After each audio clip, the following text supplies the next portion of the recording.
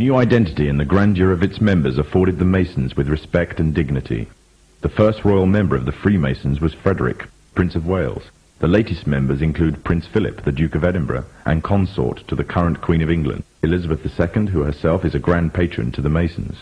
However, behind closed doors, the Freemasons were free to indulge in the secret rites and rituals handed down to them by their ancestors, and these became the basis of their levels of membership, called degrees. The Freemasons were not content with power in Britain alone. Their ambitions were far greater. In the years to come, the world would witness Europe and America being plagued by wars and revolutions, each more devastating than the other. However, these would not be as commonly believed, the spontaneous effects of a downtrodden people, but in fact schemes created by the exclusive few driven by hunger for absolute power. All this would take place from the very country from which they had fled centuries earlier, and would become the base for their global domination. In 18th century France, the majority of the population was very poor, whilst the aristocracy and royalty lived a life of luxury and extravagance. There existed a wide gulf between the two classes. The Freemasons would use this to make the pledge for power, resulting in the biggest upheaval in French history. The Masons took advantage of the growing atmosphere of anger amongst the French and used it to achieve their own aims with a carefully planned propaganda war. They completely controlled the media system and used it to sway the tide of public opinion. The newspapers were geared into calling for the end of the monarchy and the establishment of a society based on liberty, equality, and fraternity. The Masons' vast amounts of wealth were used to influence the political landscape of France. Politicians funded by the Masons promoted the Masonic ideology. The secret lodges of the Masons were open to members of the French army. High-ranking officers and generals were indoctrinated to the Freemasons' way of thinking. With the people, the politicians, and the military of France under Masonic control, the Masons could finally strike. On the 14th of July, 1789, a group of people stormed the Bastille, a prison in Paris. This sign of resistance against the French authorities triggered off a massive response all over France. People in villages and towns expressed their hatred for the system, symbolized by the monarchy. But it was not until 1793 that the French anger would be cooled. On the 21st of January of the same year, King Louis XVI was beheaded in front of a crowd, heralding an end to the French monarchy and paving the way for another Masonic-controlled state in Europe. With the monarchy gone, it seemed as if nothing stood between the Masons and complete control of France. However, what took place would leave the Freemasons in a serious dilemma, and what was to come next was not exactly in accordance with the Masonic plan.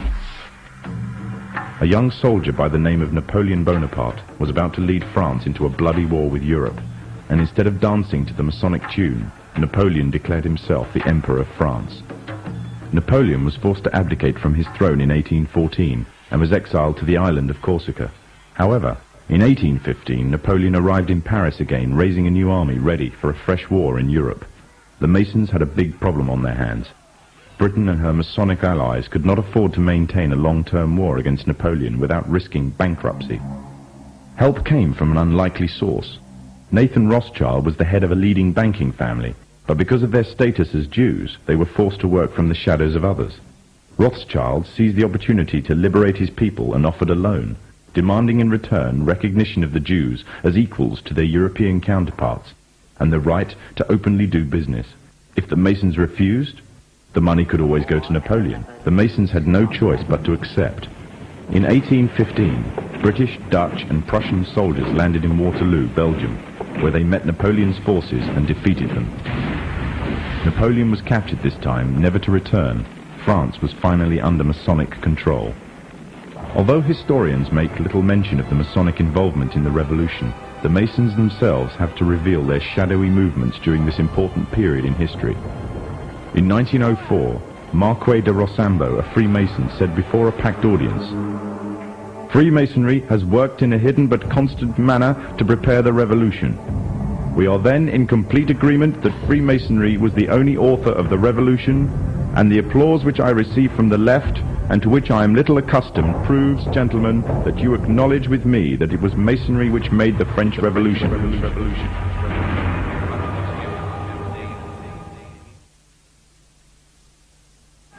When the so-called founding fathers of America landed on Plymouth Rock, Not only did they bring with them disfranchised people, they also brought the Freemasonic elements of Europe.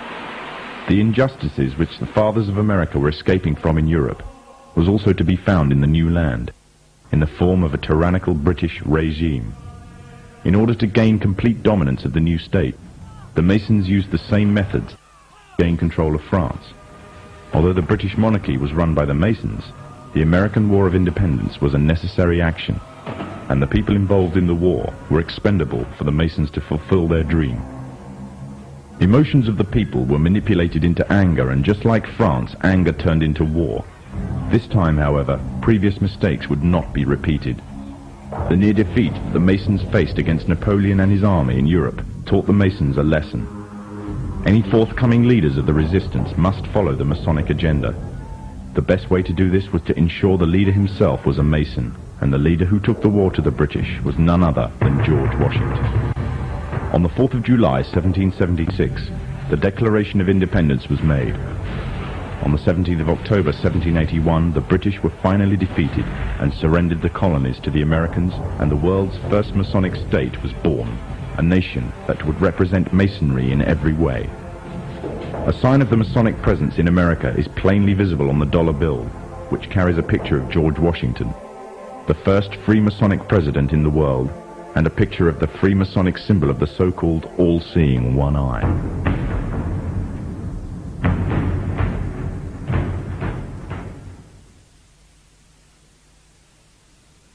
Historically, the control and manipulation of political opinion has been the Freemasons' main weapon in gaining control of countries and states. Once in control of the rulers and politicians of a country, laws and political structures could be changed in accordance with their agenda. However, since restricting the body does not necessarily mean restricting the mind, the Freemason recognizes that their plan for a global government hinges completely on subduing the masses to their agenda, and thus eliminating opposition to their cause. And the greatest threat to their plan, posing more danger than any army or law, is the threat of a free-thinking mind. In order to eliminate this threat and to achieve their objective, the Masons have set about the boldest plan ever devised: the complete control of every aspect of human life, your life. And the weapons they are using against you are in your very homes, entertaining you and your children, and gradually indoctrinating you without you even realizing. In today's society, people are spending more and more time engaged with modern media. Television, cinema, computer games, the internet, popular fiction and popular music are an integral part of our lives. Yet these provide a vast expanse on information, which you are taking, either consciously or subconsciously, into your mind. Information on society ranging from ideals and morals, and the difference between right and wrong, to the way societies and economies should be structured, is passed before you every single day. These media play a significant role in providing the basis for determining an individual's view of the world and everything that exists. Thus, any one group in complete control of this information placed on these media will in effect have the power to indoctrinate practically the entire populace of the world to their way of thinking. And it is this fact the Freemasons are exploiting. The Masons are using the entertainment industry in particular to condition people to their way of thinking, either openly or subliminally. The methods they use vary, but the goal is the same: to impose their beliefs, their ideology and their objectives on you in such a way that you begin to think of them as your own. Evidence of their presence within popular entertainment is widespread. Masonic involvement in the industry is not a new thing.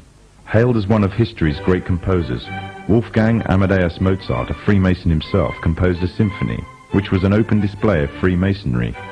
The symphony is based on a story taken from Egyptian mythology of Isis and Osiris. The pagan rites of ancient Egyptian mythology form, through the Kabbalah, one of the fundamental aspects of Freemasonry. It is from these same pagan origins of Egypt that the symbol of the one eye stems. The entire entertainment world is rife with evidence of the Freemasons' presence. Openly or subliminally their agenda and beliefs and ideals are propagated from big